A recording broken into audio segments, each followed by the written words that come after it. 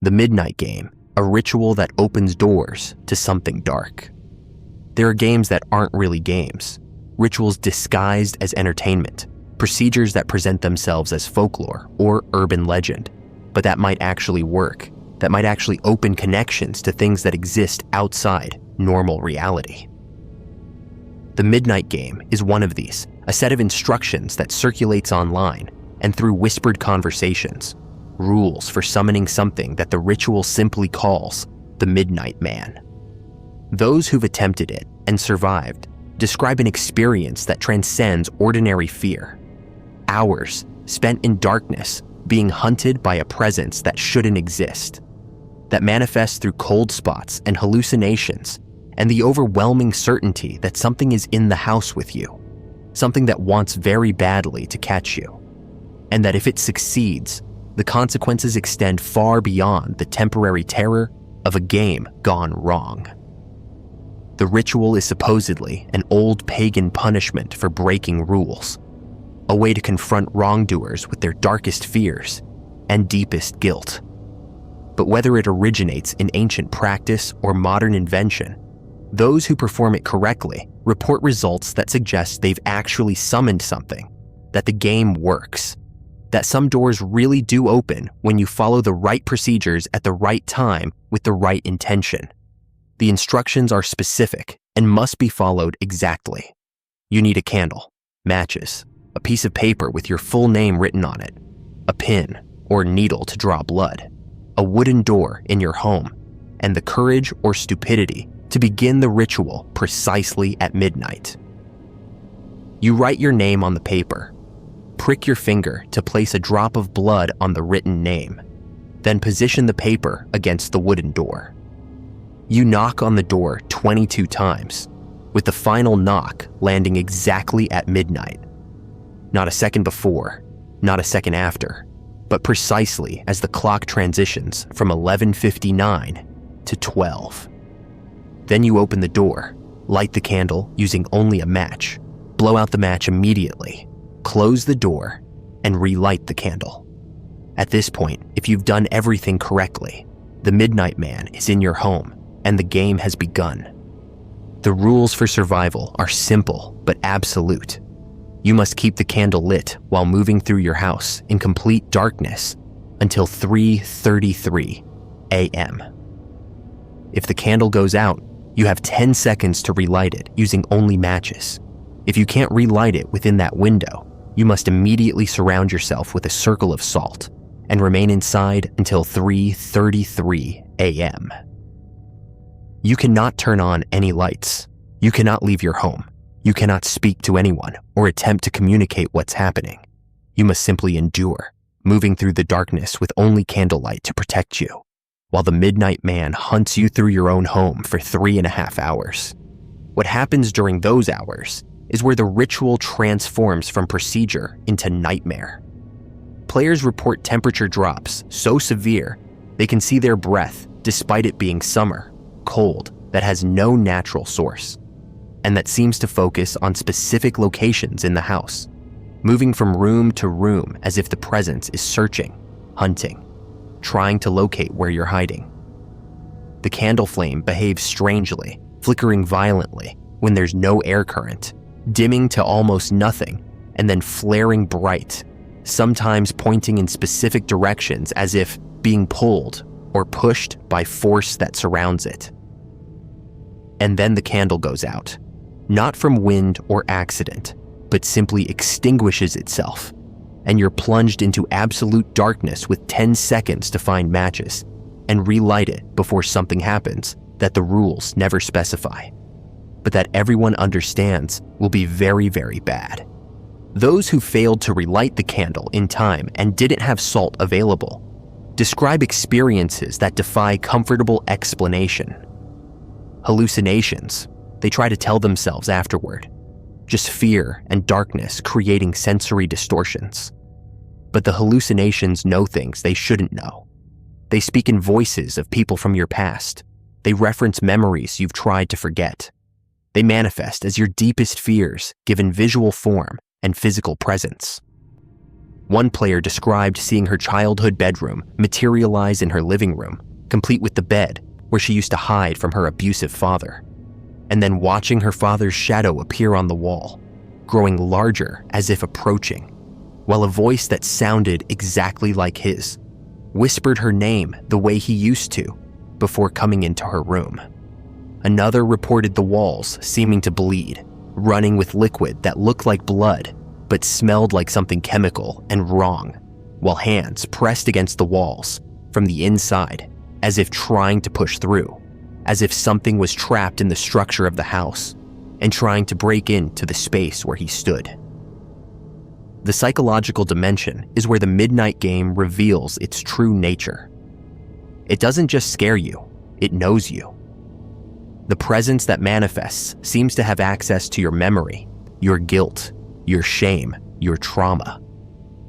It weaponizes your own consciousness against you, pulling out the things you've buried or denied and forcing you to confront them in darkness while being hunted. People report hearing their own voice speaking from corners of rooms, saying things they've thought but never vocalized, confessing to actions they've kept secret, revealing aspects of themselves they've worked hard to hide from others and from themselves. The ritual becomes therapy at knife point, psychological excavation conducted by something that cares nothing for your well-being, that wants only to expose every vulnerability and see how you respond when your defenses are stripped away. There are also physical effects that survivors struggle to explain. Scratches appearing on skin with no obvious source, as if invisible claws have raked across exposed flesh. Bruises in the shape of handprints in places where no one touched them. Objects moving in the darkness, falling from shelves or sliding across floors when no one is near them. Doors opening or closing on their own, sometimes slowly, as if something is carefully pushing them, sometimes slamming with force that shakes the walls. The environment becomes actively hostile, the familiar space of your home transformed into a maze where physics doesn't quite work right, and where the darkness itself feels solid, pressing against you, trying to smother the candlelight that's your only protection. The salt circle, if you're forced to use it, becomes a prison. You're trapped inside a boundary approximately 3 feet in diameter, unable to move or leave for hours, while the Midnight Man circles outside. Players who've resorted to this describe the worst experience of their lives, not because of what they see, but because of what they feel. The presence standing just outside the salt, so close they can sense it, radiating cold and hunger and malevolent attention. They hear breathing that isn't their own. They feel air movement as if something is leaning in close, examining them, trying to find a way through the barrier. Time distorts inside the circle, minutes feeling like hours, the wait until 3:33. Sha'ate M.M., stretching into subjective eternity while they crouch in the small space, gripping matches and candle, praying that the salt actually works, that it will hold until the game ends. Then at 3:33 a.m. exactly, everything stops. The presence withdraws, as if it never existed. The temperature returns to normal. The candle flame behaves naturally. The oppressive feeling of being watched and hunted simply vanishes, like a switch being flipped. The game is over, and if you've survived, if you've kept the candle lit, or stayed within the salt circle until the appointed time, you've won.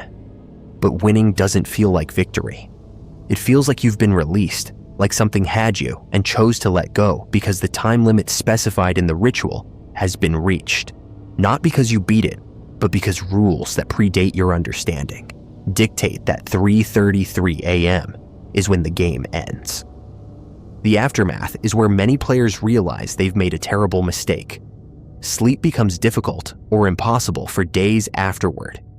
Dreams, when they come, are saturated with imagery from the ritual. Memories of what happened in the darkness, replaying with variations that make them worse. Some report continued presence, a sense that the Midnight Man didn't fully leave, that something from those 3.5 hours followed them out of the game, and now reside somewhere in their consciousness or their environment. Objects move when they're not looking. Shadows appear that have no source. They hear knocking, 22 knocks exactly, coming from doors in their home at random times, and the terror that surges when they hear it is primal and absolute, because part of them believes that counting has invited it back, that the game might begin again without their consent. There are accounts that are more disturbing, stories of people who attempted the midnight game and were never quite the same afterward, whose personality shifted in subtle but noticeable ways. Family members describe them as more withdrawn, more paranoid, speaking occasionally about being watched or followed by something they can't see but can always feel. Some develop obsessive behaviors around salt, needing to keep it in every room, creating protective circles they sit inside when they sleep. Others become nocturnal, unable to be in their homes after dark, sleeping during the day and spending nights in public spaces where people and lights provide protection from something they can't explain to anyone who didn't experience the game. The skeptical explanation is straightforward. You're putting yourself in a highly suggestible state through ritual, then subjecting yourself to hours alone in darkness, while primed to expect terrifying experiences. Your own mind generates the hallucinations. Your own fear creates the sensory distortions. Your own guilt and shame provide the content that manifests as the presence knowing your secrets. It's self-induced psychological torture, frightening yourself in ways that bypass rational thinking by following procedures that feel ancient and powerful, even if they're actually modern invention.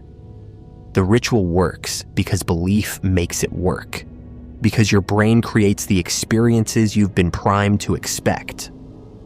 But this explanation struggles with certain observations.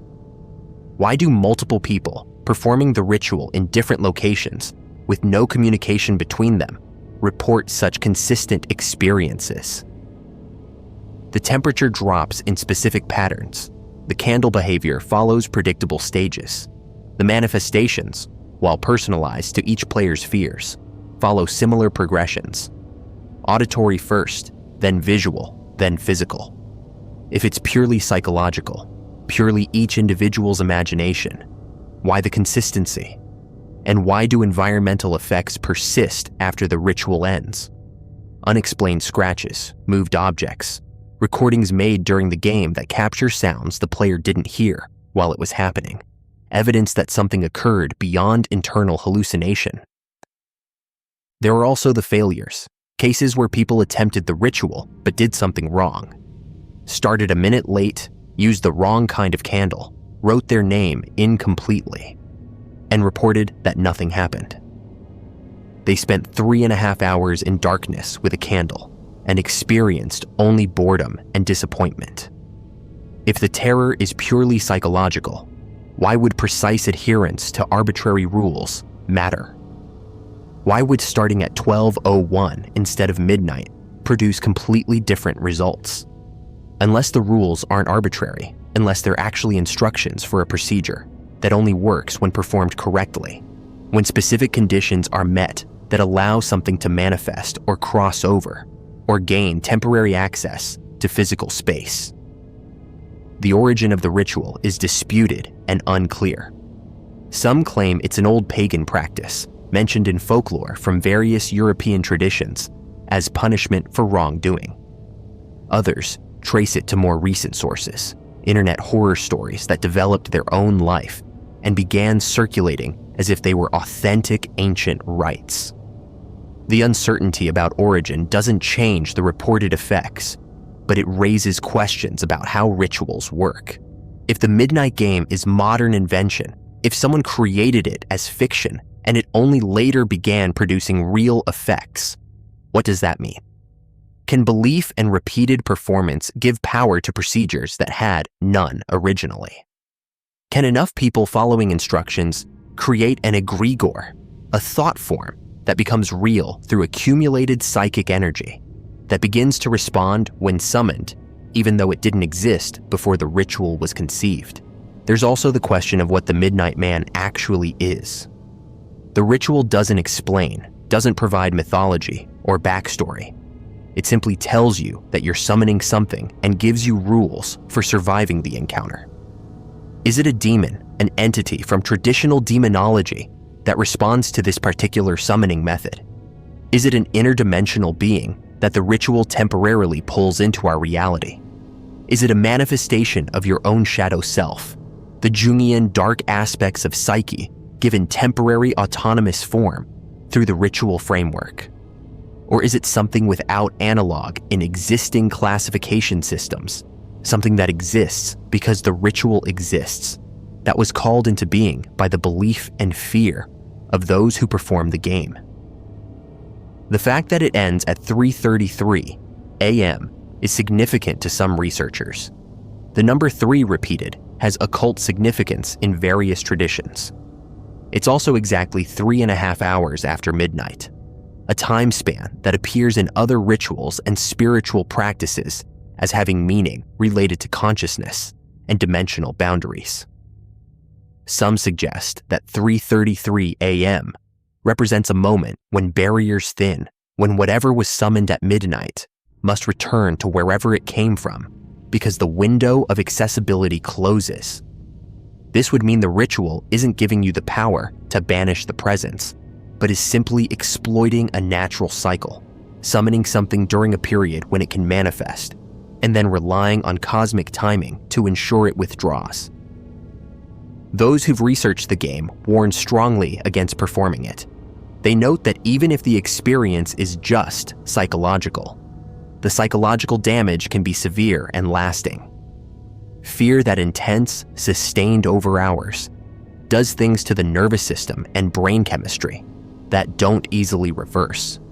But their warnings carry an additional weight, a suggestion that they believe something more than psychology is involved, that they've seen evidence or heard accounts that convince them the ritual actually works as advertised, that it opens doors that should remain closed and summons attention from things that are better left unaware of your existence. There are also rumors about variations, about people who've modified the ritual, using different numbers of knocks, performing it at different times, altering the rules for survival, and produced different results, summoned different things, or the same thing in more powerful form. These experimental approaches are condemned by those familiar with the original game as stupidly dangerous, playing with forces you don't understand by changing parameters that were established for reasons you can't know. If the original rules keep you relatively safe within the game's structure, modifying them might remove those protections while still opening whatever door the ritual creates, leaving you exposed to something that no longer has to follow the constraints that govern the standard version. The Midnight Game persists in online spaces and real-world practice because it offers something that ordinary life doesn't: direct encounter with the numinous, with something that feels genuinely other, that produces experiences beyond what normal consciousness accesses. People are drawn to it despite warnings, despite fear, because the world has been disenchanted, and they crave proof that reality is stranger than the materialist worldview allows. They want to know that magic works, that rituals have power, that there are doors that can be opened into spaces and states that transcend ordinary existence. And the Midnight Game delivers that knowledge, though the cost is higher than most. Anticipate when they light that first match at midnight and knock 22 times on a door that's about to open onto hours. They'll never forget. Hours that will teach them definitively that some games aren't entertainment, some rituals actually function as advertised, and that the darkness in your home at night might contain things that are waiting for permission to manifest, waiting for you to speak the right words, or perform the right actions, or follow the right procedures that allow them temporary access to the space where you live, where they can hunt you for sport, or punishment, or purposes you'll never understand, held back only by rules written in procedures, You must follow perfectly if you hope to survive until 3:33 a.m., when whatever you've invited into your life finally, mercifully, returns to wherever it came from, until someone else somewhere lights a candle at midnight and knocks 22 times, beginning the game again. The Montauk Chair. Reading and controlling human thoughts. At the eastern end of Long Island, New York, sits an abandoned Air Force station called Camp Hero. The base was officially decommissioned in 1981, its radar systems shut down, its personnel reassigned, its purpose apparently fulfilled. But according to witnesses who claim to have worked there, to have been held there, or to have participated in experiments conducted there, Camp Hero never truly closed. Instead, it became the site of one of the most ambitious and disturbing secret research programs ever attempted. A project focused on the manipulation of time, space, consciousness, and human thought itself. At the center of these alleged experiments was a device known as the Montauk Chair, a piece of technology that could supposedly read minds, amplify psychic abilities, and ultimately control what people think, feel, remember, and perceive as reality. The Montauk Project, as the overall program came to be known, allegedly began as an extension of earlier research conducted during World War II and the immediate post-war period. The story connects to the Philadelphia Experiment, another controversial, alleged project involving the USS Eldridge, and experiments with electromagnetic fields that supposedly caused the ship to become invisible, teleport, and create catastrophic effects on the crew. Whether or not the Philadelphia Experiment occurred as described, the theory holds that the research continued, that scientists became obsessed with understanding and controlling electromagnetic phenomena, particularly as they related to human consciousness and perception. By the 1970s, according to those who have come forward with testimony, the research had moved to Camp Hero and expanded dramatically in scope. The base's massive AN/FPS 35 radar system, a huge dish antenna visible for miles, wasn't just for detecting aircraft. The theory suggests it was modified to broadcast specific electromagnetic frequencies that could interact with human brainwaves, could influence thoughts and emotions across wide areas, could even open doorways through time and space. But broadcasting wasn't enough. The researchers wanted precision, control, the ability to target specific minds and create specific effects. That's where the Montauk Chair came in. The chair is described by alleged witnesses as a physical seat, wired with sensors and surrounded by equipment that could detect and amplify the electromagnetic signature of human thoughts. A person with psychic abilities would sit in the chair, and their thoughts would be read by the system, translated into electromagnetic patterns, amplified by the massive radar array, and then projected outward as a transmittable signal. The chair didn't just read thoughts, it made them powerful enough to affect physical reality, to influence other minds, to materialize objects or entities, to create distortions in time and space. The human mind became both the input device and the power source for technology that could reshape reality itself. According to Preston Nichols, one of the primary witnesses to come forward about Montauk, he worked as an electrical engineer at the facility and was directly involved in developing and refining the chair technology. Nichols claims that operators with natural psychic sensitivity were recruited or created through training and enhancement programs. These individuals would sit in the chair and focus their thoughts while technicians monitored and recorded the electromagnetic patterns generated. Over time, the system learned to recognize specific thought patterns, the signature of aggression, of fear, of desire, of specific memories or intentions. Once these patterns were cataloged, they could theoretically be broadcast to affect target populations. The applications described are both fascinating and horrifying. Imagine being able to project specific emotional states across a city or military base. You could induce panic in enemy soldiers, create artificial calm in a rioting population, implant suggestions that would seem to come from the target's own mind. The chair could allegedly be used to read thoughts at a distance, pulling information directly from a person's consciousness without them knowing they were being scanned. It could implant false memories, making people believe they had experienced events that never occurred, or erase real memories, creating gaps and confusion in their life narrative.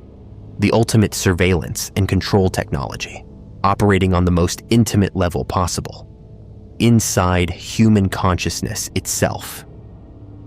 Some accounts describe experiments where operators in the chair were instructed to manifest physical objects through focused thought.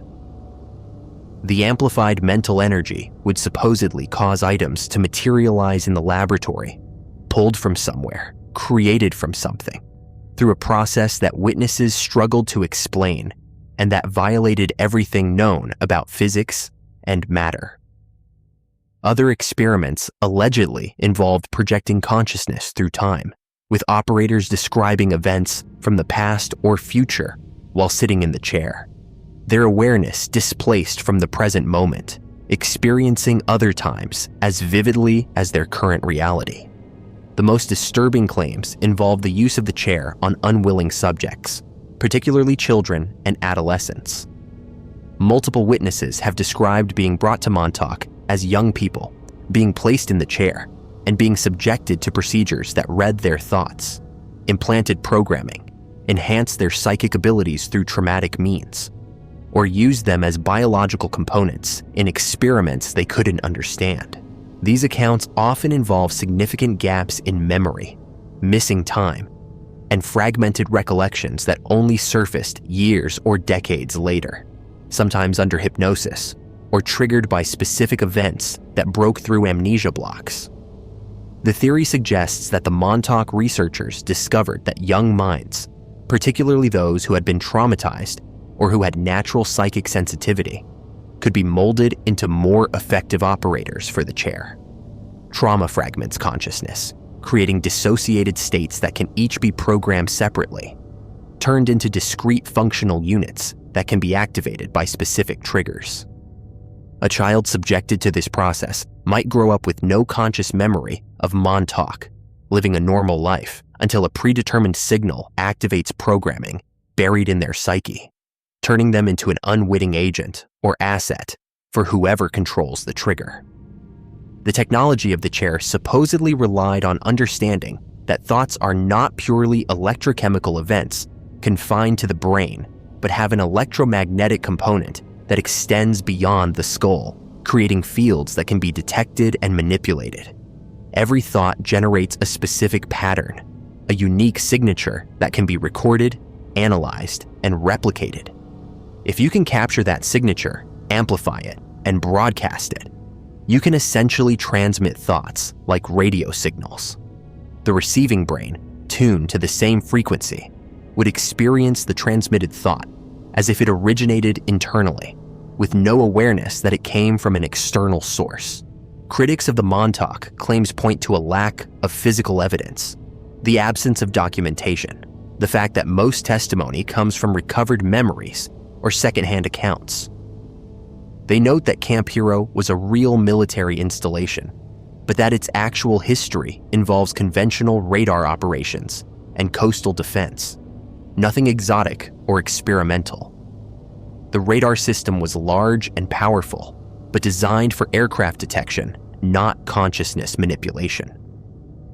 Photographs and videos of the abandoned facility show decaying buildings and equipment, but nothing that obviously relates to the described chair or the alleged experiments. However, believers counter that the entire point of a clandestine program is to leave no evidence, to operate in ways that can be plausibly denied, to ensure that even if witnesses come forward, their claims can't be verified through documentation or physical proof. The nature of mind control and consciousness manipulation means victims wouldn't reliably remember what happened to them. Those involved in conducting the experiments would be bound by security clearances and compartmentalization.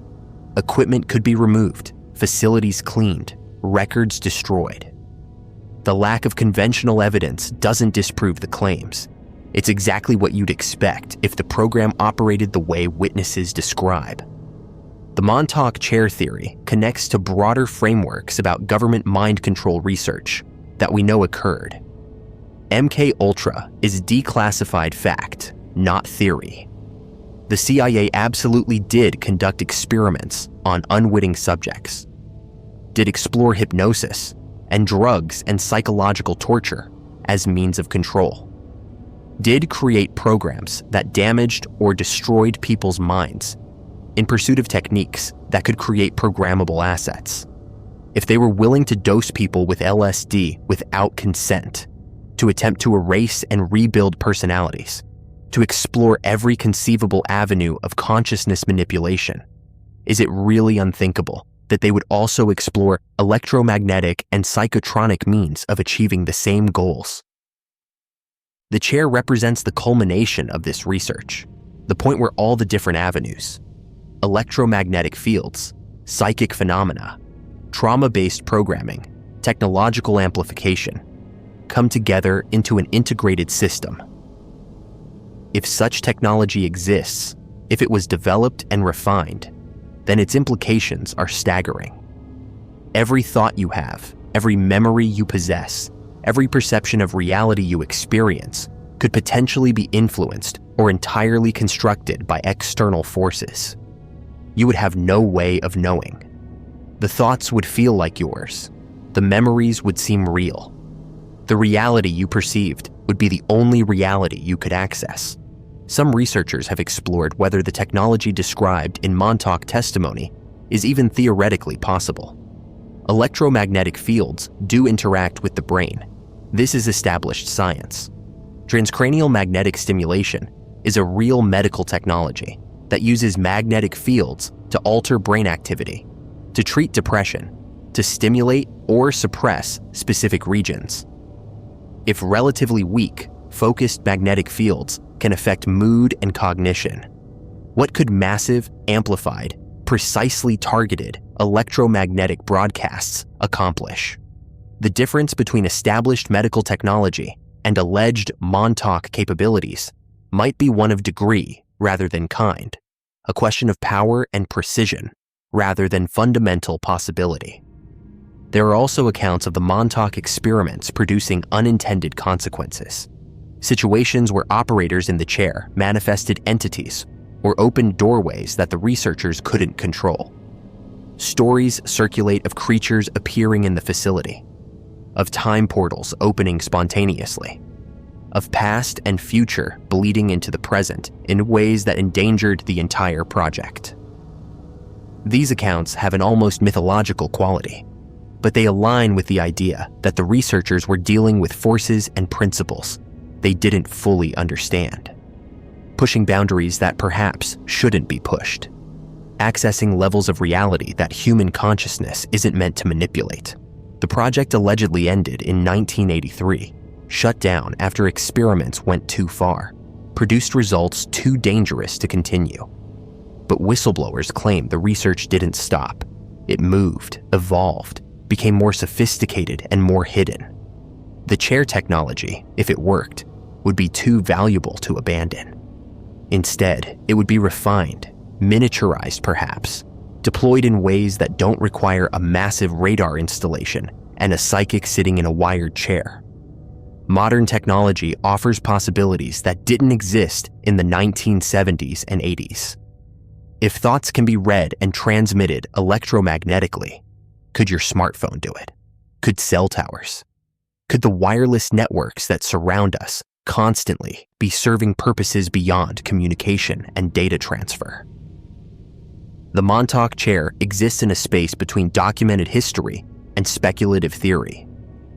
Camp Hero is real. Mind control research happened. Electromagnetic fields affect consciousness.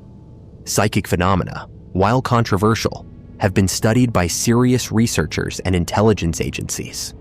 The chair brings these elements together into a specific claim about specific technology allegedly developed at a specific place. Whether it existed exactly as described, whether some version of it exists now in more advanced form, or whether it represents a symbolic crystallization of fears about government overreach and technological control over human consciousness. The concept resonates because it addresses something fundamentally disturbing about the modern world. We live surrounded by electromagnetic fields, immersed in wireless signals, constantly connected to devices and networks whose full capabilities we don't understand. Our thoughts feel private, but are they? Could they be monitored, influenced, guided without our awareness? The Montauk chair makes these abstract concerns concrete, gives them a specific form and history, transforms vague unease into detailed allegations about what was done, how it was done, and what it means for anyone who wants to believe their mind is their own.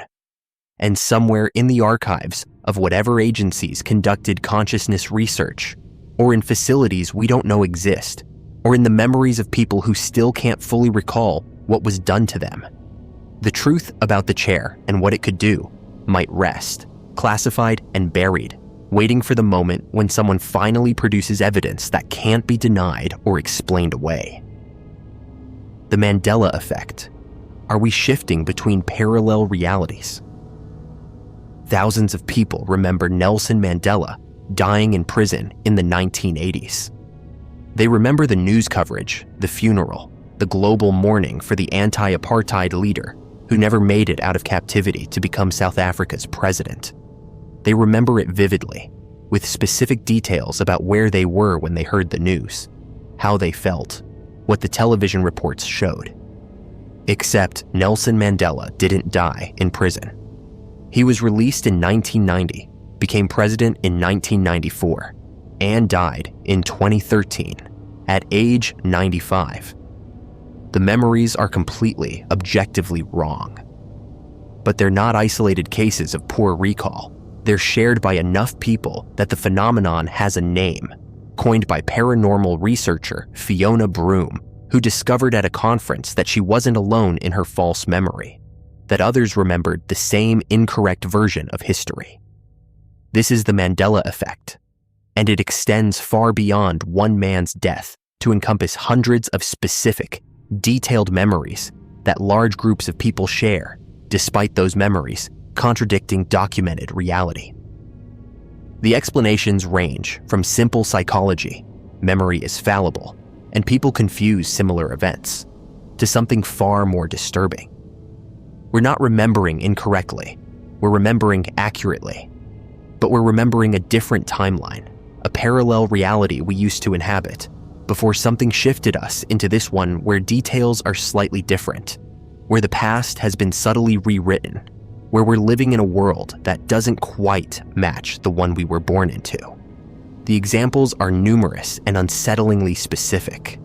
The children's book series is Berenstain Bears, with an A, but massive numbers of people remember it as Berenstein with an E, can picture the cover with that spelling, have visceral certainty they read Berenstein, even though every physical copy that exists says Berenstain.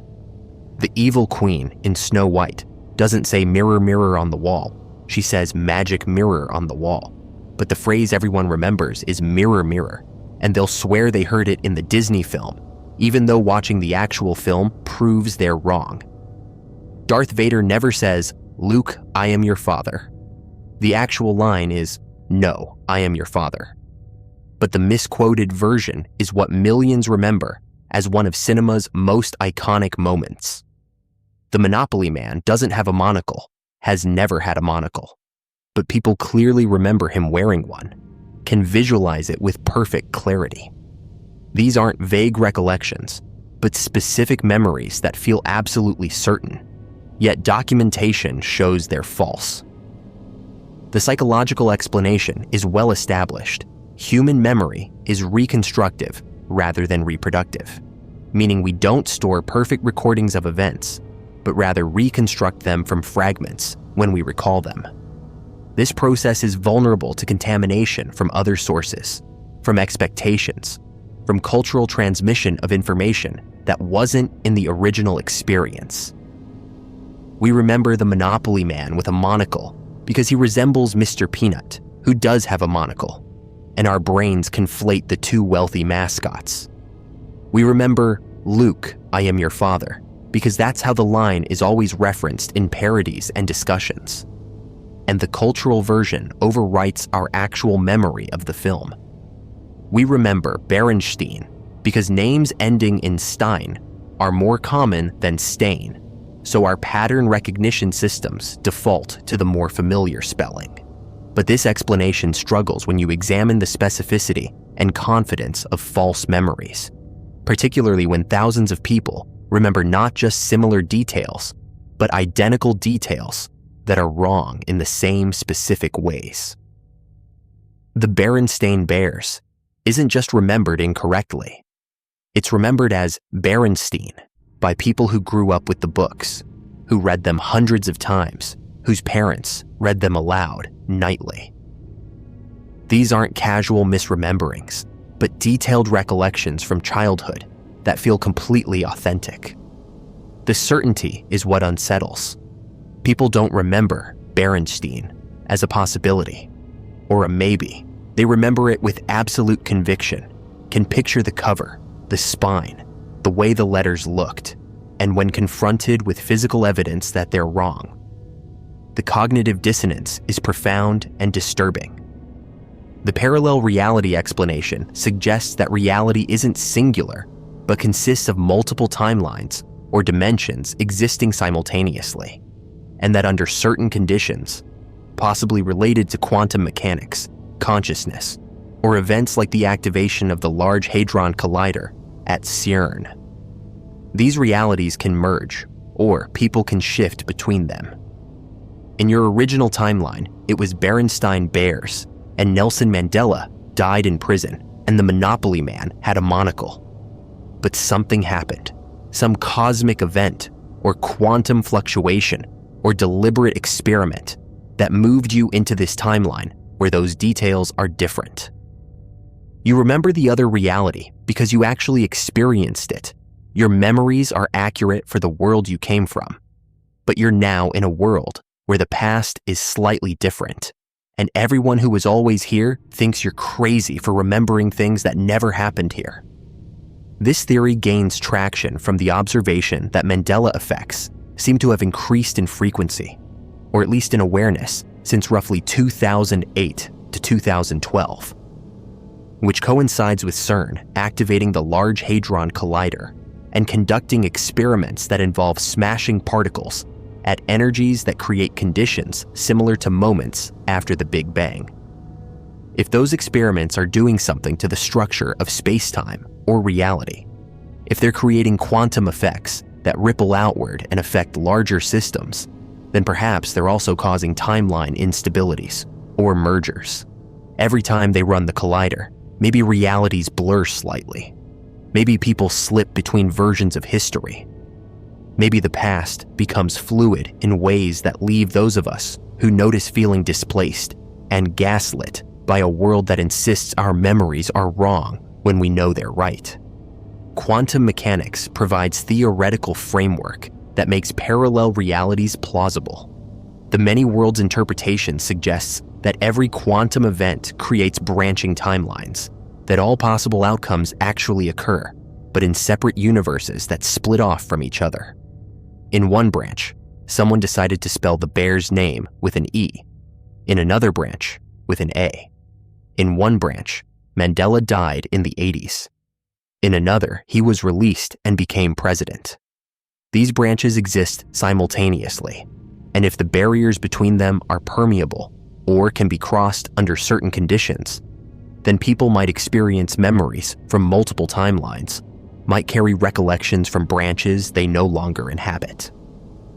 The experience of discovering you're subject to a Mandela effect is genuinely disorienting. You know what you remember. You can access the memory with clarity and detail. It feels as authentic as any other memory you possess. Then someone shows you physical evidence that contradicts your memory. The book cover that's spelled differently, the movie clip where the line is different, the Monopoly box where the man has no monocle, and reality tilts. Either your memory is catastrophically unreliable, worse than you ever imagined, and calling into question everything you think you know about your own past, or something impossible has occurred. Reality has changed, and you're one of the few people who notice because you remember how it used to be. Some Mandela effects involve geography. People remember New Zealand being in a different position relative to Australia, or South America being more directly under North America, rather than offset to the east, or countries having different shapes or sizes than they currently do. These geographic memories are particularly disturbing because maps are reference materials people consult repeatedly throughout education. If you looked at maps hundreds of times and consistently saw New Zealand in a certain position, and now maps show it somewhere else, either your spatial memory is completely non-functional or the maps have changed. And if maps have changed, then either cartographers got it wrong for decades and suddenly corrected it everywhere simultaneously, or the actual position of land masses has shifted between timelines. There are also anatomical Mandela effects. People remember human hearts being on the left side of the chest when anatomy shows it's more center left than fully left. They remember ribs protecting organs that are actually below the rib cage. They remember organs in different positions or different sizes than current medical diagrams show. These are harder to dismiss as simple misremembering because many people studied anatomy in school, have looked at diagrams, have pressed their hands to their chests to feel their heartbeat, and formed spatial memories based on where they felt it. If those memories are uniformly wrong in specific ways across thousands of people, it suggests something beyond individual error. Corporate logos are frequent sources of Mandela effects. People remember the Fruit of the Loom logo having a cornucopia despite the company insisting it never existed. They remember Chick-fil-A, spelled as Chick-fil-A or Chick-fil-A. They remember Kit Kat having a hyphen when it's actually Kit Kat with no punctuation. Ford's logo includes a curly tail on the F that many people don't remember being there. Volkswagen's logo has a line separating the V and W that massive numbers of people swear wasn't there before. These aren't obscure brands, but companies whose logos people have seen thousands of times, and yet collective memory differs from current physical reality. Film and television quotes are especially prone to Mandela effects. "Hello, Clarice" is never said in Silence of the Lambs. The actual greeting is "Good morning." "Play it again" Sam is never said in Casablanca. The actual line is "Play it, Sam." Forrest Gump says life was like a box of chocolates, not life is like a box of chocolates, using past tense that most people misremember as present. The cumulative weight of these misremembered quotes across millions of people suggests either that human memory for media is astoundingly unreliable, or that we're remembering versions of these films that existed in timelines we used to inhabit before shifting to this one. Religious texts have reported Mandela effects that disturb believers who've studied scripture extensively. People remember, "The lion shall lie down with the lamb" as a biblical passage when the actual text says, "The wolf shall dwell with the lamb." They remember specific verses being worded differently, positioned in different books, or not existing at all despite clear memories of reading and discussing them. For individuals who've dedicated their lives to scriptural study, discovering that passages they memorized are different from what appears in current Bibles creates profound theological and psychological crisis. The question of why some people experience Mandela effects while others don't adds another layer of mystery. If reality actually shifted, why do only some people remember the previous version? Possible explanations include consciousness differences. Perhaps certain individuals are more sensitive to dimensional shifts. more aware when changes occur, less likely to have their memories automatically overwritten when timelines merge. Or perhaps everyone experiences the shift, but most people's brains automatically update to match the new reality, while a minority retain memories from the previous timeline due to neurological or consciousness differences that make them resistant to the update. There's also the possibility that Mandela effects are deliberate, that someone or something is intentionally editing reality, and these residual memories in a subset of the population are evidence of the editing process. Why would reality be edited? To change historical outcomes, to eliminate or create specific events, to test whether humans notice when their past is altered, or to fine-tune conditions toward a desired future. If you had technology or capability to modify timeline, you'd probably start with small changes. Brand spellings, minor geographic details, trivial quotes from films, to test whether the changes hold and whether anyone notices. The Mandela effects we're aware of might be the test runs, minor alterations that don't significantly impact history, but do reveal whether the editing process is detectable. Some researchers connect Mandela effects to CERN specifically, noting that the collider's location near Geneva, Switzerland, places it in proximity to where many Mandela effects seem to be noticed first or most strongly. CERN's logo includes what conspiracy theorists interpret as 666, and the statue of Shiva, the Hindu god of destruction, at their facility has been cited as evidence they're intentionally opening portals or destroying and recreating reality.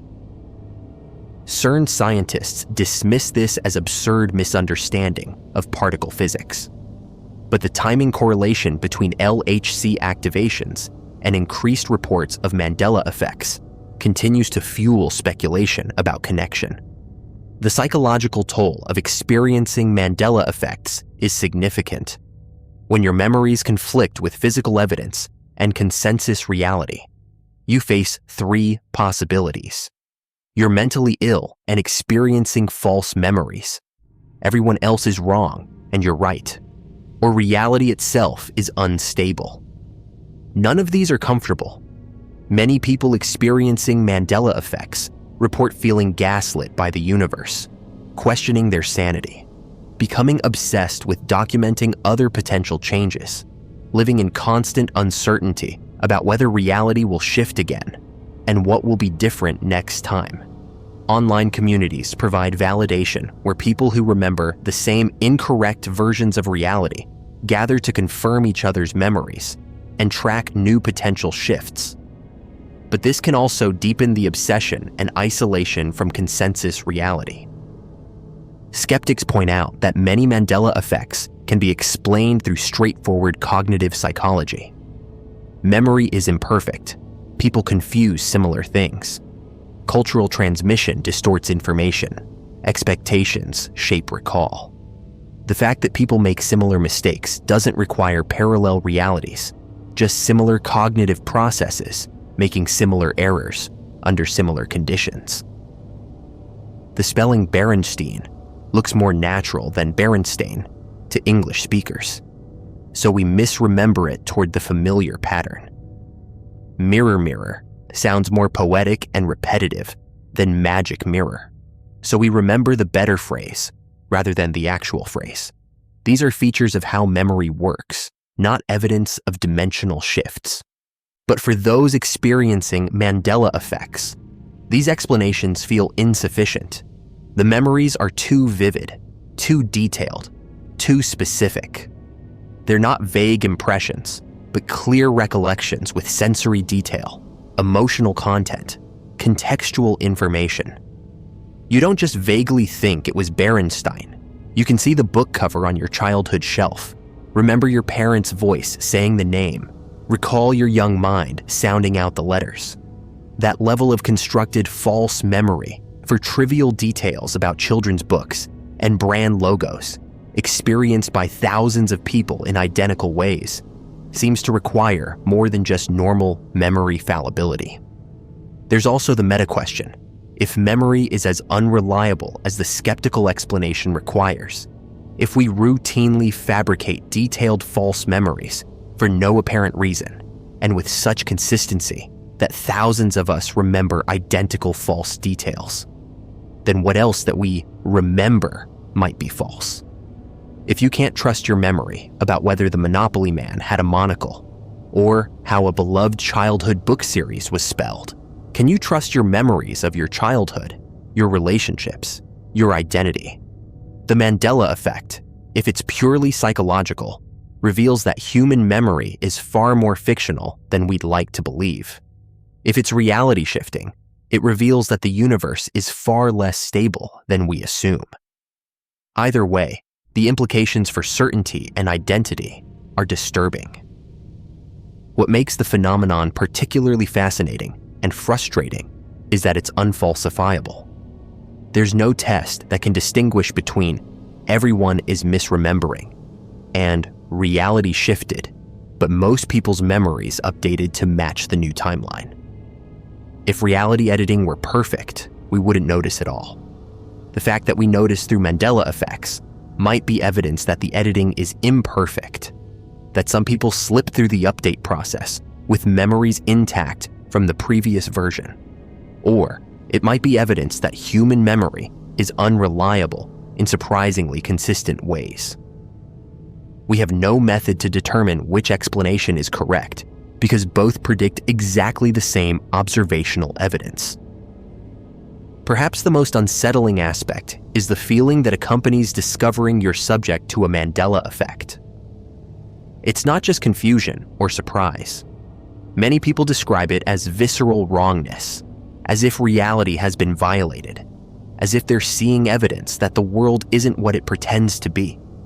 There's a sense of betrayal, of having the ground pulled out from under your epistemological foundation.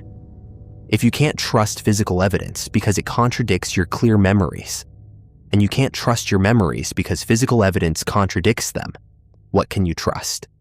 You're left suspended between certainty that what you remember is real and evidence that it never existed, living in a kind of existential uncertainty where the past is negotiable and your mind might be carrying memories from a reality that no longer exists or never existed here. The Mandela Effect communities online document hundreds of potential examples, some more convincing than others, tracking reports of new discrepancies as people notice them.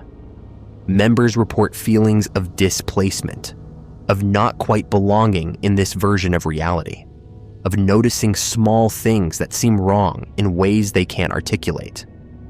They compare notes on what they remember versus what currently exists, finding comfort in shared false memories that confirm they're not alone in their experiences. But there's also paranoia. If reality can shift, how do you know it won't shift again? If the past can change, might it change in ways that erase you or people you love?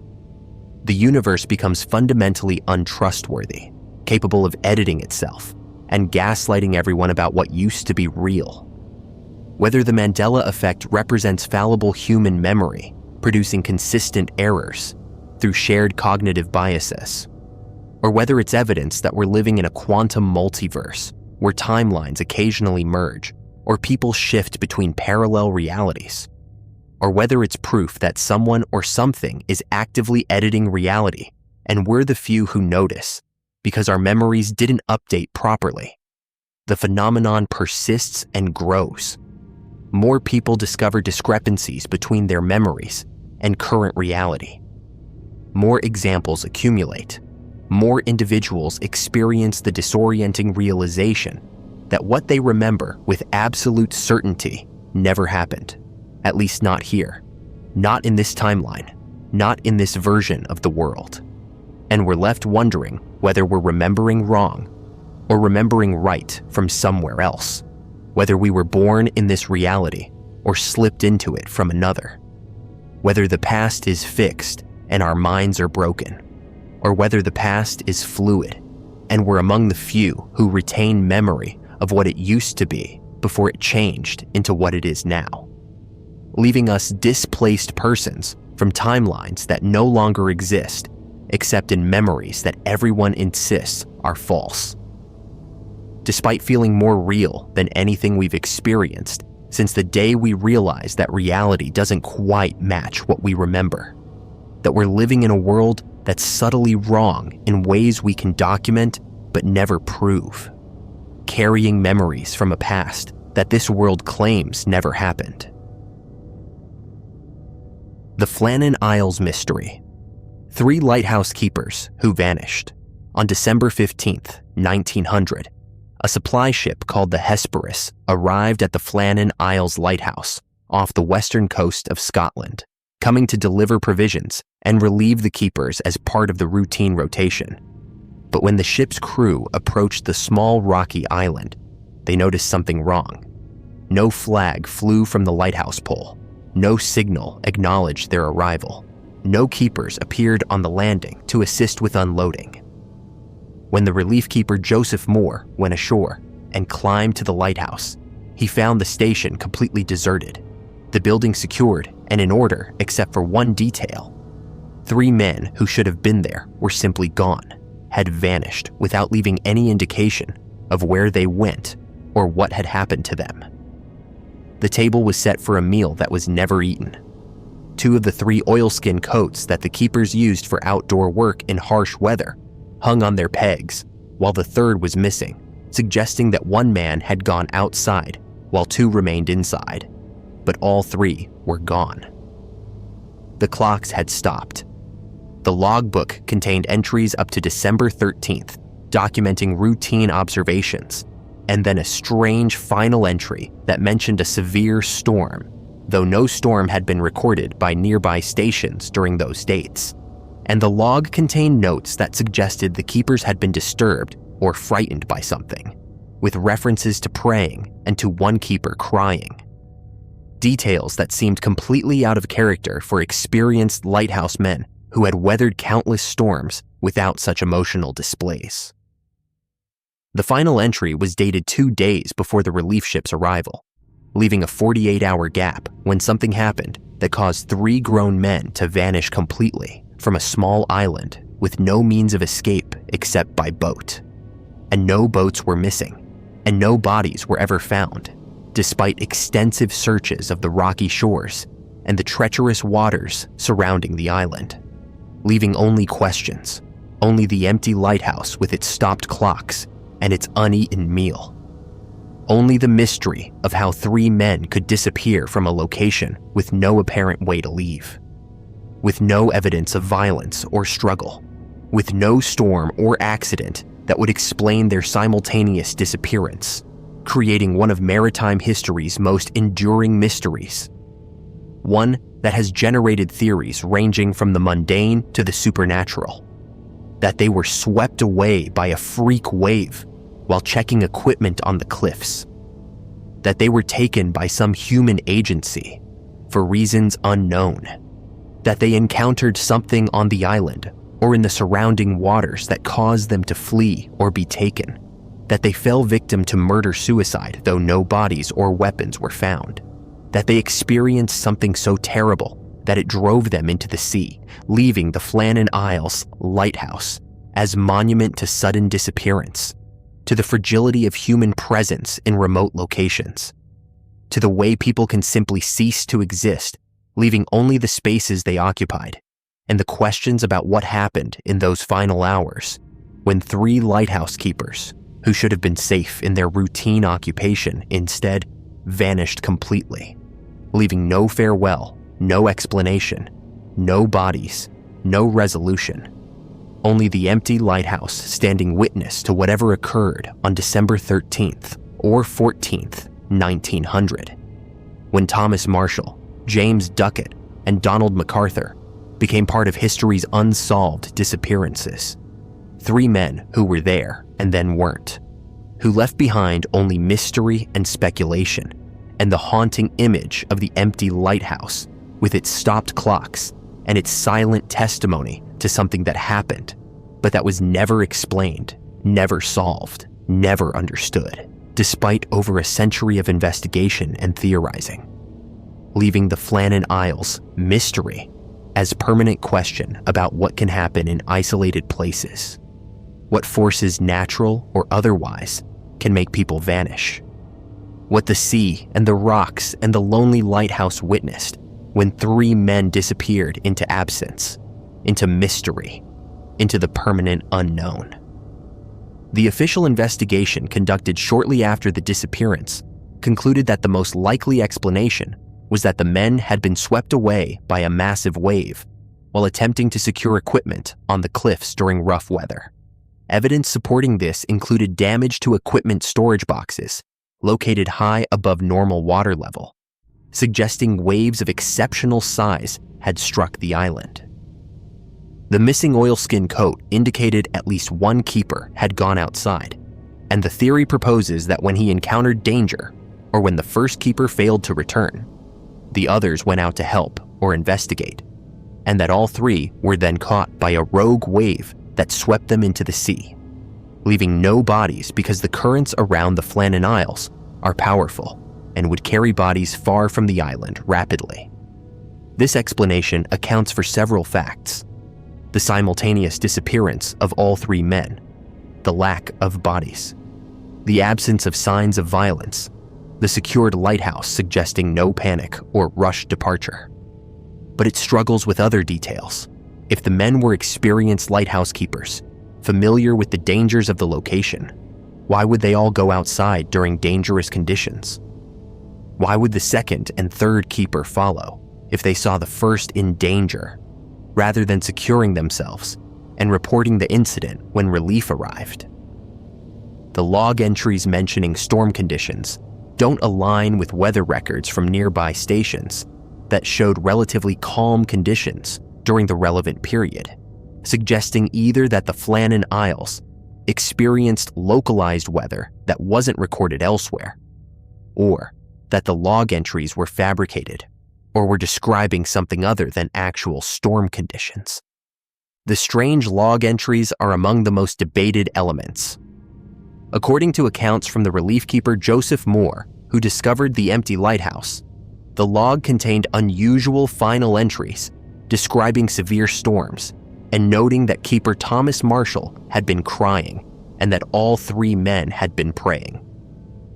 These emotional displays seem uncharacteristic of experienced keepers who would have endured many storms without such reactions, suggesting either that the storm was exceptionally severe in ways that terrified even experienced men, or that something else was happening that the keepers coded as storm in their official log, or that the log entries have been embellished or misremembered in the century since the event, becoming more dramatic through repeated retelling than the actual entries were. Skeptics note that the original log wasn't preserved and that accounts of its contents come from secondary sources, including poetry written about the incident, creating possibility that the dramatic elements, the crying, the praying, the disturbing final entries, are literary inventions rather than historical facts. Without access to the original log, we can't verify what it actually contained versus what later narratives attributed to it, making this crucial piece of evidence fundamentally uncertain. The lighthouse itself was found in good order, suggesting no panic or rushed departure. Beds were made, dishes were cleaned, the lighthouse was secure, as if the keepers expected to return shortly. This orderliness argues against scenarios involving sudden terror or emergency that would cause abandonment of the station. It suggests that whatever caused the disappearance either came upon them suddenly, while at least one was outside, or that they left intending to return quickly, expecting their absence to be brief, not realizing they would never return. The missing oilskin is significant because it indicates one keeper went outside while 2 remained inside. But all 3 vanished, suggesting that the 2 indoor keepers subsequently left the lighthouse, presumably to help or investigate when the first keeper encountered trouble or failed to return. This sequential departure seems more consistent with trying to help someone in trouble than with all 3 being simultaneously swept away. Though the final result, all 3 missing, could occur in either scenario if the helping keepers were also caught by the wave or whatever other force caused the initial disappearance. The theories beyond freak wave range into more speculative territory. Murder-suicide proposes that one keeper killed the other two and then himself, disposing of bodies in the sea. Though this requires explaining why, requires motive that wasn't evident in any prior behavior or relationship problems among the keepers, and requires explaining how bodies were disposed of without trace, and why the lighthouse showed no signs of violence or struggle. This seems among the least likely explanations given available evidence. Abduction by passing ship, perhaps smugglers or foreign agents wanting to darken the lighthouse for navigation-related purposes, is theoretically possible but seems unlikely. The keepers would have resisted, creating evidence of struggle. A ship approaching the difficult waters around Flannan Isles purely to abduct keepers seems improbable. And what would be the motive? If the goal was to extinguish the light for a short period, killing the keepers on site would be simpler than abducting them. The theory doesn't align well with the evidence or with plausible motives. The sea serpent, or unknown marine creature theory, invokes cryptozoology, suggesting the keepers encountered something in the waters around the island, something that took them or that frightened them into fatal decisions. This has no direct evidence supporting it, but appears in speculation, particularly in earlier decades, when sea monsters were taken more seriously as possible explanations for maritime mysteries. Modern skepticism about large unknown marine animals makes this explanation seem implausible, though it captures something of the unknownness of the incident, the sense that something beyond normal experience occurred. The supernatural theories are inevitable given the remote location and the complete disappearance. Stories emerged of phantom ships, of curses on the lighthouse, of the keepers being taken by spirits, or by the sea itself, as if it were a conscious entity claiming what was always meant to be claimed. These narratives serve literary and cultural functions, transforming a mystery into a morality tale or horror story. But they don't explain what actually happened in ways that can be evaluated against evidence. The psychological theory proposes that isolation and the stress of lighthouse keeping might have caused collective psychological breakdown, that the keepers might have experienced shared delusion or panic that led them to abandon the lighthouse and throw themselves into the sea, or to make irrational decisions that resulted in their deaths. This requires explaining what would trigger such breakdown, why it would affect all three simultaneously, or sequentially, and why the lighthouse showed no signs of preceding psychological distress beyond the possibly embellished log entries. The time gap between the last log entry and the discovery of the empty lighthouse means we don't know exactly when the disappearance occurred. If the log entries are accurate, and the last entry was December 13th, the men could have vanished any time in the following 48 hours before the relief ship arrived on the 15th. This window allows for various scenarios, including that weather conditions deteriorated after the last log entry, that the men faced some emergency that developed after they stopped maintaining the log, or that something happened that prevented them from continuing to document their situation. The lack of bodies is explained by the powerful currents around the Flannan Isles if the men entered the water, whether through accident, force, or choice. Bodies wouldn't necessarily wash up on the island itself, but would be carried by currents far into the Atlantic, making recovery effectively impossible with 1900 search capabilities, and making it unsurprising that no remains were found. This doesn't tell us how the men entered the water, but does explain why physical evidence of their fate wasn't recovered. The similar disappearance patterns in other lighthouse and maritime contexts suggest that remote locations, dangerous weather, and the unpredictable power of the sea create conditions where people can vanish without trace. The Flannan Isles case is distinctive in that all three keepers vanished simultaneously or near simultaneously. from what should have been a relatively secure location.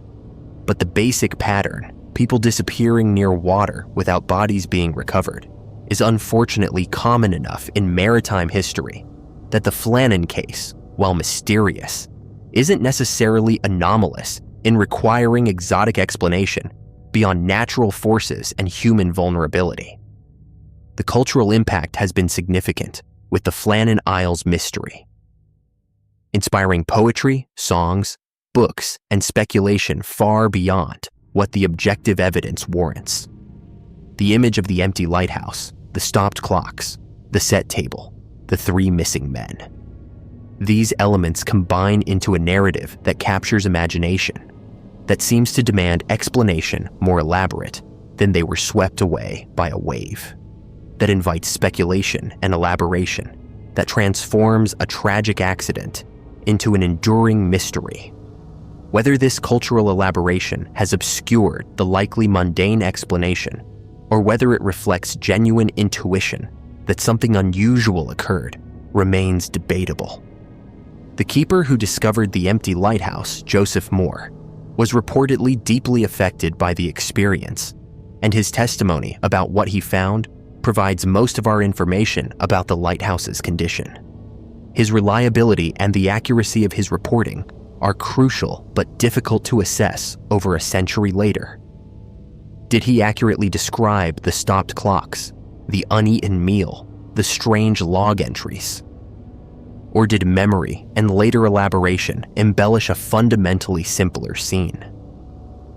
We can't interview him, can't examine the original evidence he observed, can't verify the details that have become central to the mystery. The Northern Lighthouse Board's investigation was thorough by the standards of the time, but was hampered by lack of physical evidence, by the days that had passed before the discovery, by the impossibility of determining exactly when the disappearance occurred. Their conclusion, freak wave, remains the official explanation and remains the most plausible given available evidence, though it's an explanation that satisfies by elimination rather than by positive proof, that we accept because other explanations seem even less likely, rather than because we have clear evidence of a wave sweeping the keepers away. Whether the Flannan Isles mystery represents tragic accident during severe weather, represents some other natural but unpredicted disaster, represents human agency that wasn't detected or understood, or represents something genuinely anomalous that we lack frameworks to explain. The case endures as a reminder that people can vanish, that mysteries can remain unsolved despite investigation, that some questions persist not because we lack imagination to explain them, but because we lack evidence to definitively resolve them, leaving us with the facts. 3 men were there, then weren't, left behind a secure lighthouse and stopped clocks and questions that a century hasn't answered, leaving the Flannan Isles lighthouse standing as it stood in 1900 when the relief keeper arrived to find it empty, standing as monument to disappearance, to mystery, to the fragility of human presence in remote places where the sea is powerful and the rocks are unforgiving, and where 3 men vanished in ways that were never explained, never resolved, never understood beyond the probable but unprovable conclusion that they went outside during dangerous conditions and were swept away by waves that left no evidence except absence, except empty spaces where keepers should have been, except stopped clocks marking the moment when routine ended and mystery began, leaving the Flannan Isles as they remain, remote, dangerous, haunted by the absence of 3 men who vanished there, haunted by questions about what happened in those final hours, haunted by the mystery that persists because we can't interview the witnesses who are gone, can't examine the evidence that the sea claimed, can't definitively determine what force, natural or otherwise, caused Thomas Marshall, James Duckett, and Donald MacArthur to disappear from the Flannan Isles lighthouse on or around December 13th, 1900, leaving their story as permanent mystery, permanent absence, permanent testimony to how people can vanish from isolated places, leaving only questions, only speculation, only the image of the empty lighthouse with its stopped clocks standing witness to whatever occurred, to whatever took 3 men who were there and made them not there, who transformed routine lighthouse keeping into enduring mystery, who became part of history's catalog of unexplained disappearances, joining the countless others who have vanished without trace, without explanation, without resolution, leaving only the spaces they occupied and the questions about what happened, what force, natural or supernatural or human, removed them, what the Flannan Isles witnessed when 3 keepers disappeared into mystery that a century of investigation and speculation hasn't resolved, hasn't explained, hasn't closed, leaving the case as it began. 3 men gone, no bodies found, no definitive explanation, only the likelihood that they were swept away by waves and the lingering possibility that something else occurred, something we haven't considered or can't imagine, something that makes the Flannan Isles mystery more than tragic accident and transforms it into genuine unsolved case, into permanent question about what can happen in remote places where people live isolated from help, where the sea is powerful and unpredictable, where 3 lighthouse keepers who should have been safe in their stone tower instead vanished completely, leaving only mystery, only absence, only the lighthouse standing empty with its stopped clocks and its silent testimony to the day when 3 men were there and then weren't, when the Flannan Isles claimed them, or the sea claimed them, or something claimed them, leaving us to wonder what that something was.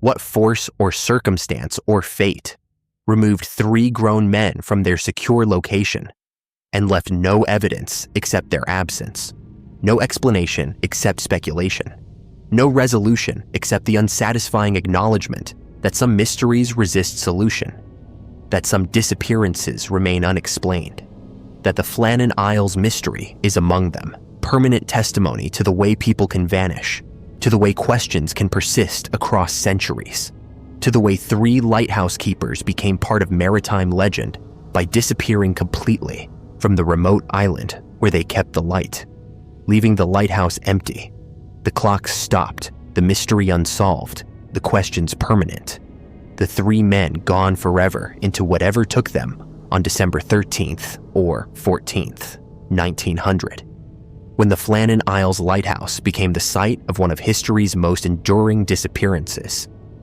3 men who vanished completely, who left no farewell, who became mystery, who remain mystery, who will likely always remain mystery unless the sea yields secrets it has kept for over a century, unless evidence emerges that wasn't available to investigators at the time, unless the Flannan Isles Lighthouse finally reveals what it witnessed when 3 keepers disappeared from their station and entered history as the men who vanished, the mystery that endures, the absence that defines the case. 3 lighthouse keepers who were there and then weren't, gone into mystery that remains, that persists, that defines the Flannan Isles as site of unsolved disappearance, as place where 3 men vanished, as location haunted not by ghosts, but by questions, by absence, by the permanent mystery of what happened when the lighthouse keepers disappeared. The Leviathan, something massive moving under the ocean. The ocean covers more than 70% of Earth's surface, and we've explored approximately 5% of it. The remaining 95% remains as alien to us as the surface of another planet.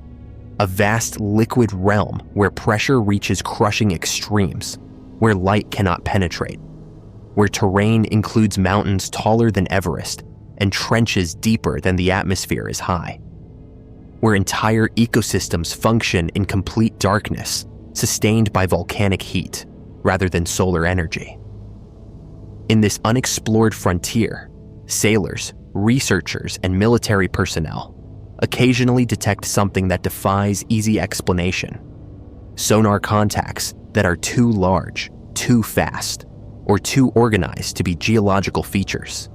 Signals that suggest biological activity on a scale that doesn't match any known species. Movements in the deep ocean that imply something massive and alive, something that has remained hidden in the abyss because we simply haven't looked deeply enough or carefully enough to discover it. They call it the Leviathan, invoking the biblical sea monster that represented chaos and the untamable power of the ocean.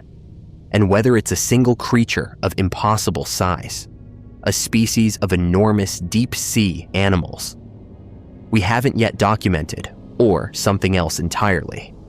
A phenomenon we're misinterpreting as biological when it might be geological or technological or something outside conventional categories. The evidence continues to accumulate that something massive moves through the ocean depths, something that sonar occasionally catches, something that leaves traces and effects that suggest presence without providing clear identification, something that has adapted to the deep ocean so completely that it may never surface, may never enter depths where humans can easily study it, may remain in those unexplored 95%, where the pressure and darkness provide perfect concealment for something whose size and nature would fundamentally alter our understanding of what the ocean contains, what lives in its deepest reaches, what moves beneath the surface beyond our sight, and mostly beyond our detection. The evidence begins with sonar contacts, the pings and returns that submarines and surface vessels use to map underwater terrain and detect objects. Military submarines have occasionally tracked contacts that appear biological, objects that move with purpose rather than drifting with currents, that change depth and direction in ways that suggest agency, that appear on instruments as massive returns indicating something far larger than any known marine animal. These contacts are typically classified because submarine operations and capabilities are military secrets. But occasionally, personnel speak off the record about tracking something that shouldn't exist, something that was too big, that moved too deliberately, that disappeared into depths where following was impossible or dangerous, leaving the crew with the certain knowledge that they detected something, but with no ability to identify what it was, or to prove it existed to anyone who hadn't seen the sonar displays themselves. The bloop is the most famous acoustic detection associated with speculation about massive, unknown marine life. In 1997, hydrophones deployed by NOAA as part of their ocean monitoring network detected an ultra-low frequency sound of extraordinary power, loud enough to be recorded by sensors over 5,000 kilometers apart. The sound had characteristics consistent with biological origin. It matched the profile of sounds produced by marine animals rather than geological or man-made sources. But its volume suggested a source far larger than any known animal, larger even than blue whales, which produce the loudest known biological sounds. NOAA eventually attributed the bloop to ice quakes, the cracking and fracturing of ice sheets as they break and move, explaining the volume and characteristics without requiring unknown biology. But the initial interpretation that the sound might be biological, combined with its immense power, sparked widespread speculation about what could produce such a sound if it wasn't ice, but rather something alive, something so large that its vocalizations or movements created acoustic signatures detectable across ocean basins. Witnesses from ships describe encounters that don't make news, but that accumulate in maritime lore. Crews report seeing disturbances in the water too large to be whales, massive swells or movements that suggest something enormous just beneath the surface, shadows glimpsed in deep water that extend beyond what any known animal's size would account for. Occasions where the sea itself seems to rise or shift in ways that indicate displacement of water by something underneath with volume that exceeds normal marine life. These accounts are typically dismissed as misidentification of whales, schools of fish, submarines, or geological features. But witnesses insist that what they saw was different, was larger, was something that their experience with the ocean told them didn't match anything they'd encountered before. Giant squid were considered cryptozoological mythology until specimens were finally documented in the 19th and 20th centuries, proving that creatures of enormous size can live in the deep ocean effectively hidden from human observation for millennia. Colossal squid, even larger, were discovered more recently.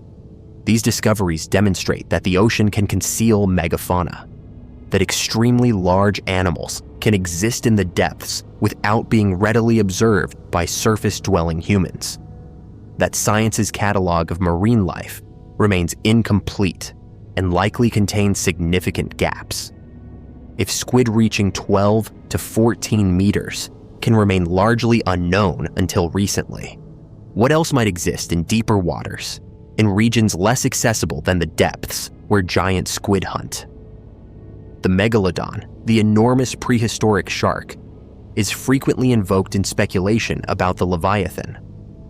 Megalodon lived until roughly 2 to 3 million years ago, reached lengths estimated at 15 to 18 meters, and was apex predator in the oceans it inhabited.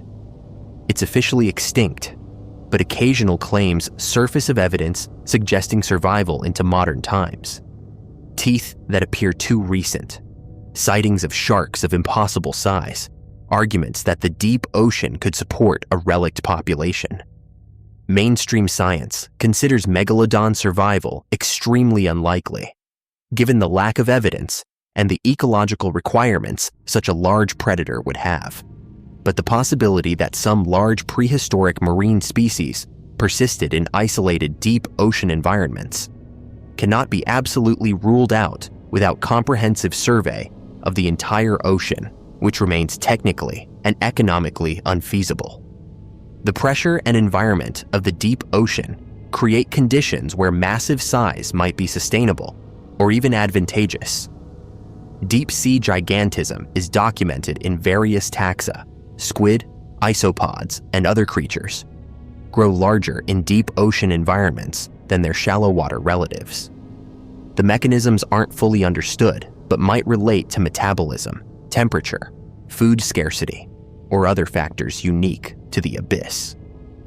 If something adapted specifically to the deepest oceanic environments, it might achieve sizes that shallow water or surface animals can't sustain, becoming truly massive while remaining in depths that humans rarely access and that conventional marine biology surveys don't reach.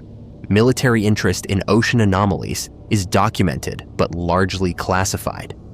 Submarine operations depend on distinguishing contacts, on knowing what's natural, what's man-made, and what doesn't fit either category. Sonar operators are trained to identify sounds and returns, to categorize what they detect.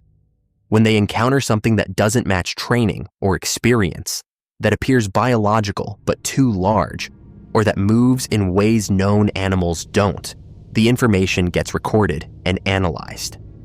Some of this analysis reaches scientific communities, but much remains classified, either because revealing it would expose submarine capabilities or locations, or because what was detected is itself considered sensitive information that might have national security implications if foreign powers learned about whatever is in the ocean producing these contacts. The Ningen is a specific manifestation of the massive marine life legend. Reports primarily from Japanese whale research vessels operating in Antarctic waters.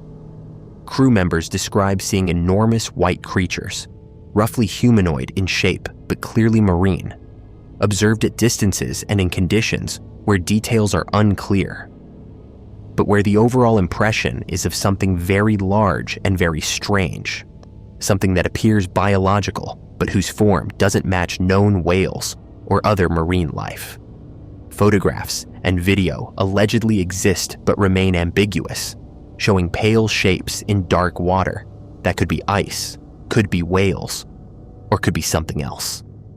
The reports are dismissed as misidentification or hoax, but they fit into the broader pattern of witnesses encountering something in the ocean that they can't identify, that seems too large to be anything known, that leaves them with the certain impression they saw something science hasn't documented. Submarine canyons and deep ocean trenches provide habitat where large creatures could live without regular human observation.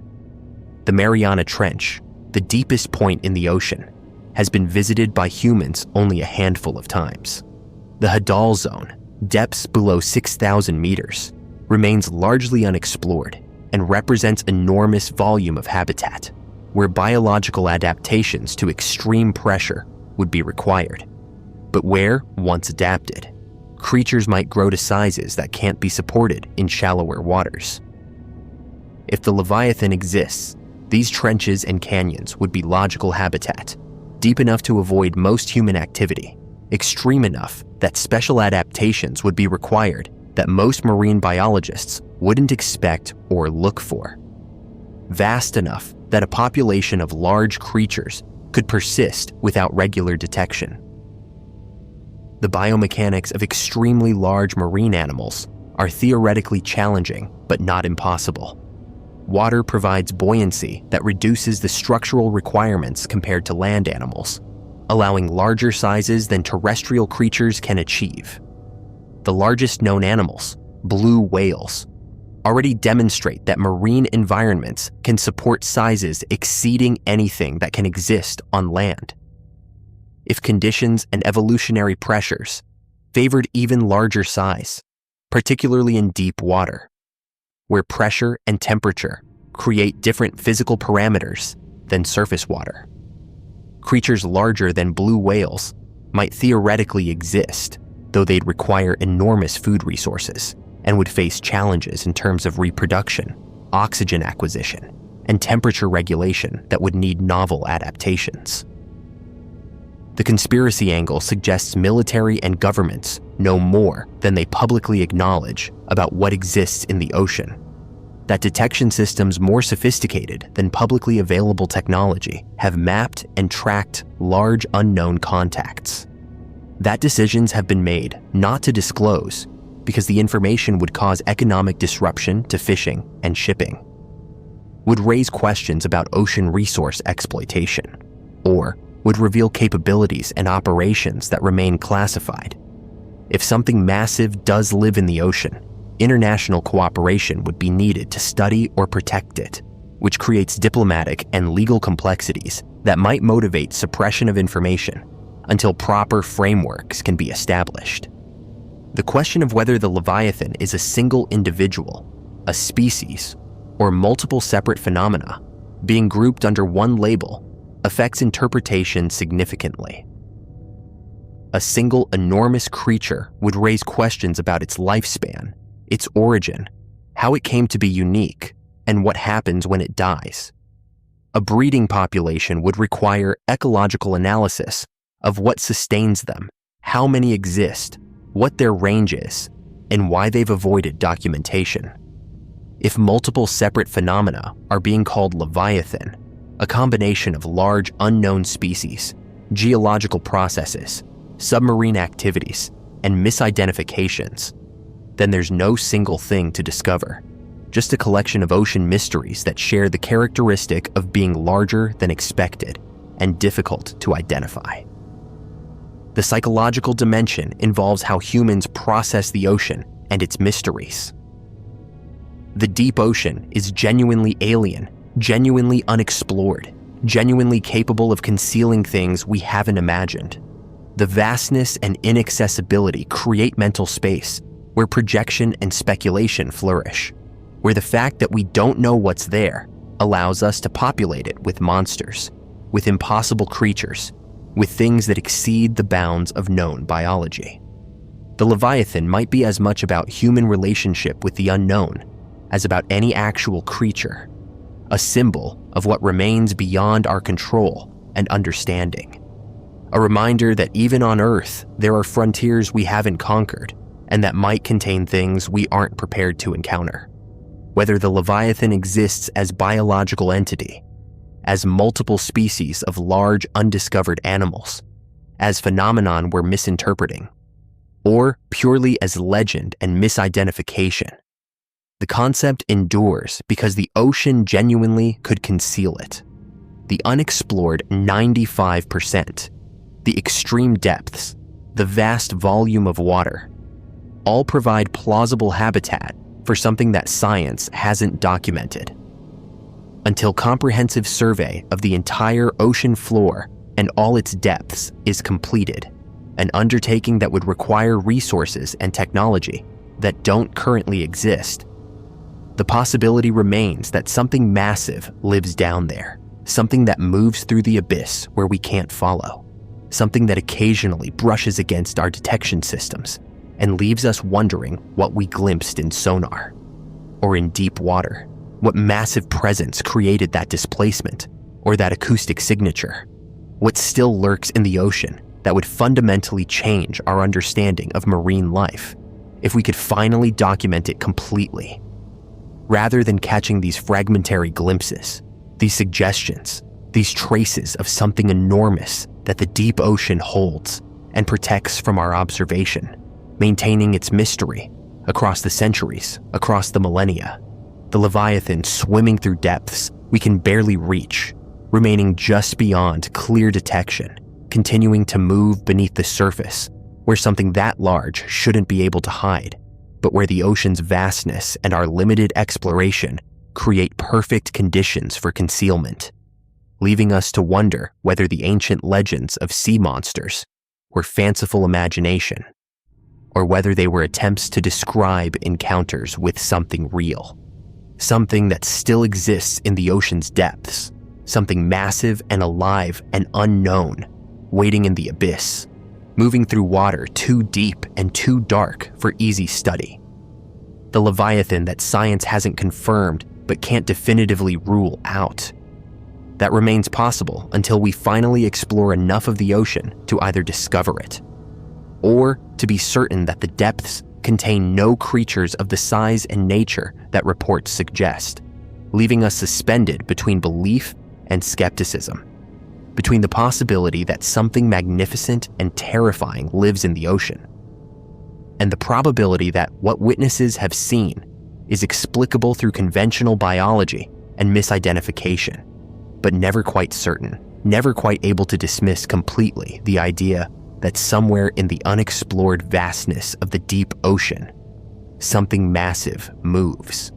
Something that would deserve the name Leviathan if we ever manage to prove its existence, if the ocean ever yields its secret and shows us what's been hiding down there all along, what's been moving beneath the surface of every sea and ocean, just beyond our ability to clearly observe and document and understand. The Leviathan that is either real and waiting to be discovered, or imaginary and waiting to be finally dismissed, but that until then remains one of the great mysteries of the unexplored ocean, a possibility we can't eliminate, a creature or phenomenon or something else that might exist in the 95% we haven't seen, swimming through the darkness, moving through pressure that would crush human bodies, existing in an environment so extreme and so vast that hiding even something massive becomes plausible, becomes possible, becomes the explanation for why, after all our ocean exploration, we still can't definitively say what lives or doesn't live in the deepest reaches where the Leviathan allegedly dwells, where sonar occasionally catches something, where witnesses sometimes see disturbances too large to easily explain, where the mystery persists and likely will persist until either discovery proves it real or exhaustive survey proves it false, leaving the Leviathan as it has always been, something that might exist, something massive moving under the ocean, something that captures imagination precisely because it remains unproven and unprovable, residing in that space of possibility where legends live until evidence either kills them or confirms them. And the Leviathan, swimming in the abyss, remains alive as legend because the ocean is large enough to hide it, deep enough to conceal it, unexplored enough to make its existence plausible despite our skepticism, despite our science, despite our certainty that we would have found something that large by now, if it existed, a certainty that the ocean's unexplored 95% quietly contradicts. The Gateway Process, CIA documents on astral projection and other dimensions. In 2003, the CIA declassified a document that had been sitting in their archives since 1983. It wasn't leaked by a whistleblower or uncovered through investigative journalism. The agency itself released it, made it publicly available, as if the contents were mundane historical records, rather than what they actually describe: a detailed analysis of how human consciousness can leave the physical body, travel to other dimensions, access information across time and space, and interact with realities that exist beyond our normal perception. The document is called Analysis and Assessment of Gateway Process, and it represents the CIA's serious examination of techniques developed by the Monroe Institute for achieving out-of-body experiences and expanded states of consciousness. The question that haunts anyone who reads it carefully is simple. Why would the Central Intelligence Agency spend time and resources studying astral projection unless they believed it actually worked? The Gateway Process itself was developed by Robert Monroe, a radio broadcasting executive who began experiencing spontaneous out-of-body episodes in the 1950s. These weren't dreams or hallucinations. Monroe described a clear, conscious awareness of floating above his physical body, of traveling to distant locations, of perceiving things he shouldn't have been able to know. Initially disturbed by these experiences, Monroe eventually began studying them systematically, developing techniques that could induce the state reliably. By the 1970s, he had established the Monroe Institute in Virginia, teaching others how to achieve what he called hemisync, hemispheric synchronization, a method using specific audio frequencies to alter brainwave patterns and consciousness. The technique is based on binaural beats, a phenomenon where slightly different frequencies are played into each ear, causing the brain to perceive a third frequency equal to the difference between them. If you play 400 Hz in the left ear and 404 Hz in the right ear, the brain perceives a 4 Hz beat. This frequency in the theta range is associated with deep meditation, the edge of sleep, and altered states of consciousness. By carefully controlling these binaural beats, Monroe discovered he could guide people through progressive stages of consciousness expansion, from normal waking awareness through deeper and deeper states until the mind separates from its identification with the physical body. The CIA document, written by Army Lieutenant Colonel Wayne McDonnell, lays out the theoretical framework for how this process works. It draws on quantum mechanics, explaining that physical reality is not solid or fixed, but rather a holographic projection created by energy patterns at fundamental levels. Consciousness, according to the analysis, is not produced by the brain, but exists as a field that the brain interacts with, like a radio receiving signals rather than generating them. When properly trained and guided into specific brainwave states, consciousness can detach from its normal anchoring in physical perception and access information directly from what the document calls the absolute, the unified field of energy and information that underlies all reality. The Gateway Process describes stages of development. Focus 10 is described as mind awake, body asleep, where the physical body enters a sleep state while consciousness remains alert and aware. Focus 12 involves expanded awareness beyond the body, perceiving the immediate environment from perspectives that shouldn't be physically possible. Focus 15 is described as no time, where linear time becomes fluid and consciousness can access past and future. The higher focus levels, reaching into the 20s and beyond, involve travel to other dimensions, communication with non-physical entities, and access to information that exists outside space and time entirely. What makes the CIA document remarkable is its clinical, analytical tone. This isn't fringe speculation. It's a military intelligence assessment written by an officer with credentials, using scientific terminology and theoretical physics to explain mechanisms by which consciousness can operate independently of the body. McDonnell concludes that the gateway process is a valid method for expanding human consciousness, and that the experiences it produces are real, not hallucinatory. He states that individuals trained in the technique can potentially gather intelligence, perform remote viewing, access historical information, and explore non-physical realities. The practical applications for intelligence work are obvious and explicitly discussed. Remote viewing became a subject of intense interest during the Cold War. The idea that trained psychics could project their consciousness to distant locations, see inside enemy facilities, read classified documents, or observe military installations without physically traveling. They represented an intelligence capability that would be nearly impossible to defend against. If it worked, even partially, even unreliably, it would be worth pursuing. The CIA's Stargate project, which ran from the 70s through the mid-90s, was dedicated to exactly this kind of research.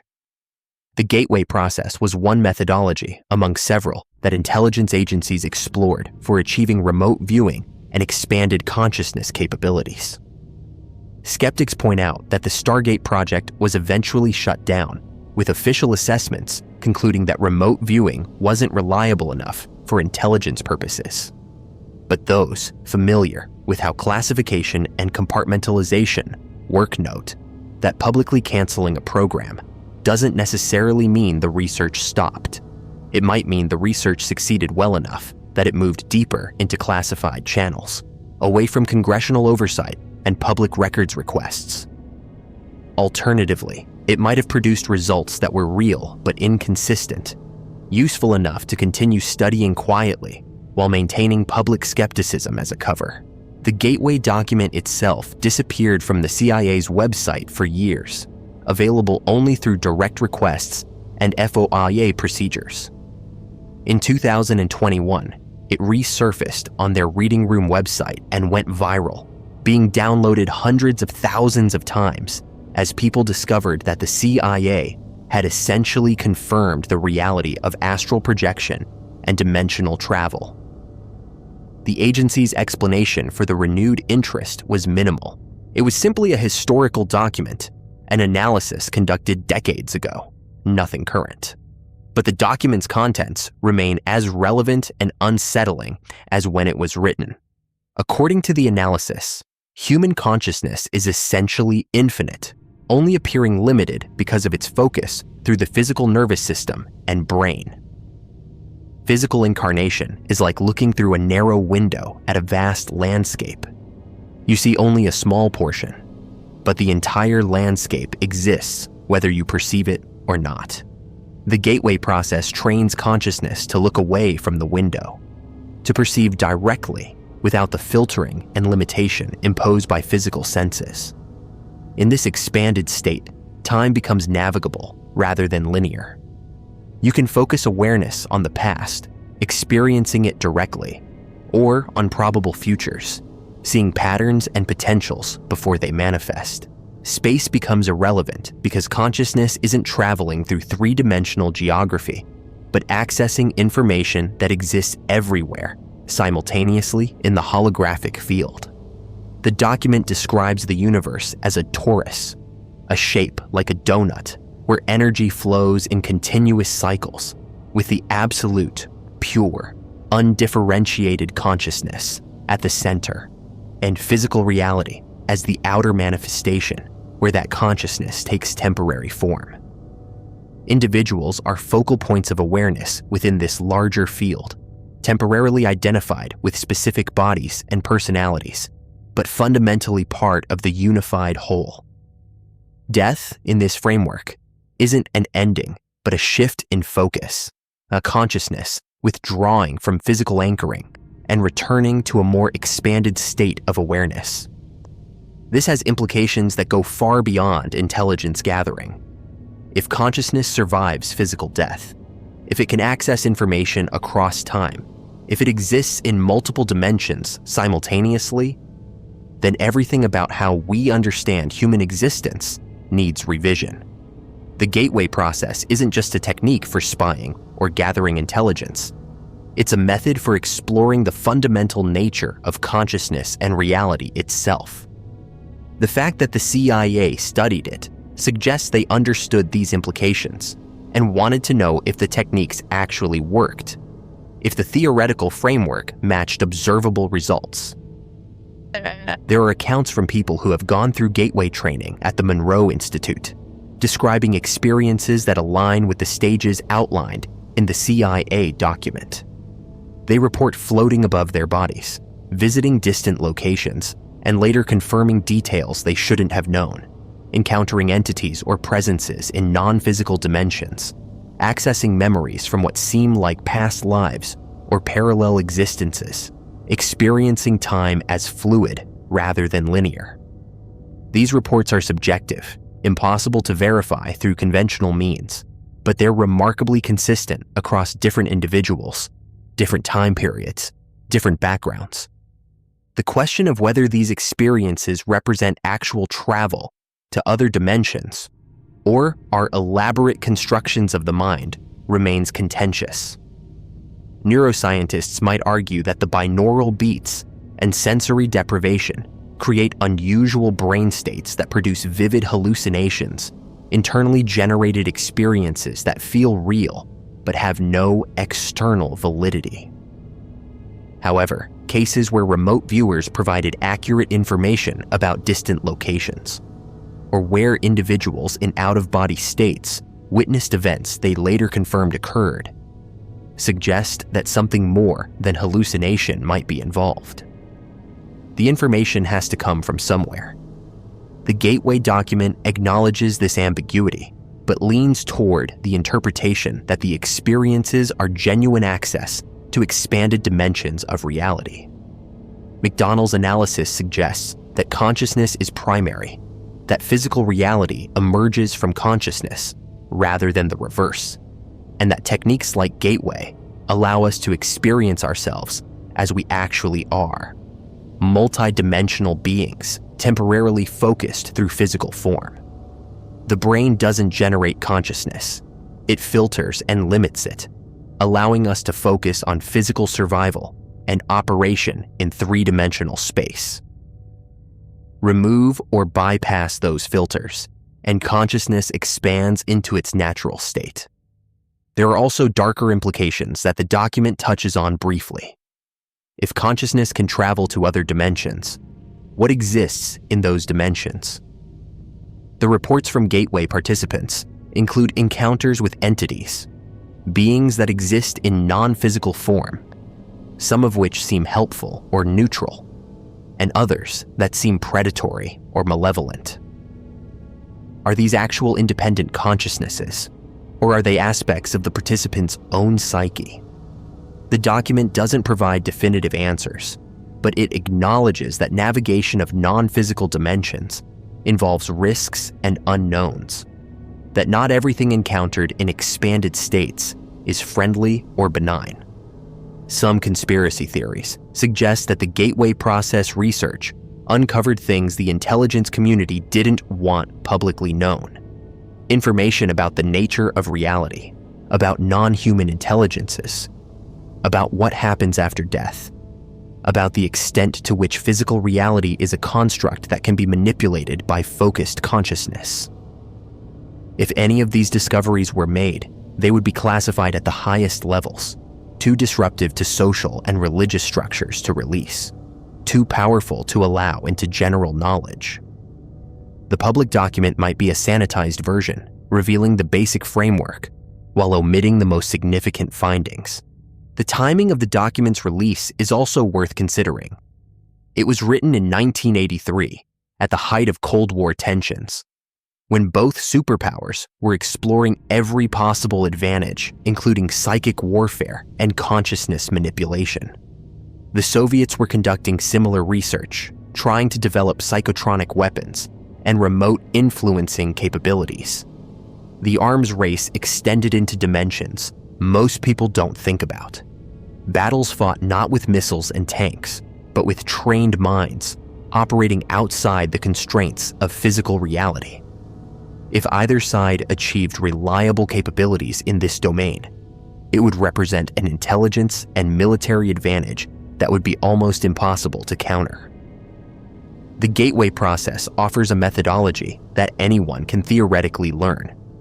The Monroe Institute still exists, still teaches these techniques, and thousands of people have gone through their programs. The fact that this knowledge is publicly available, that the CIA document is declassified and accessible, suggests either that the techniques don't work reliably enough to be a security concern, or that making them public serves some purpose. Perhaps widespread experimentation with consciousness expansion serves intelligence goals in ways we don't understand. Or perhaps the techniques only work for certain individuals and can't be weaponized effectively enough to justify keeping them secret. What remains undeniable is that a branch of the United States intelligence community took astral projection seriously enough to commission a detailed analysis, to study the techniques, to explore the theoretical underpinnings, and to assess potential applications. The document exists, it's real. You can download it from the CIA's own website and read their acknowledgement that consciousness appears to be non-local, that humans can access information beyond sensory perception, that other dimensions exist and can be experienced directly. Whether this represents the full extent of what they learned, whether deeper research continued in more classified programs, whether there are capabilities that have been developed that far exceed what's described in this publicly available analysis, these questions remain unanswered. But the Gateway document stands as official acknowledgement that the boundaries of human consciousness extend far beyond what materialist science assumes, and that at least some elements of the government have known this for decades.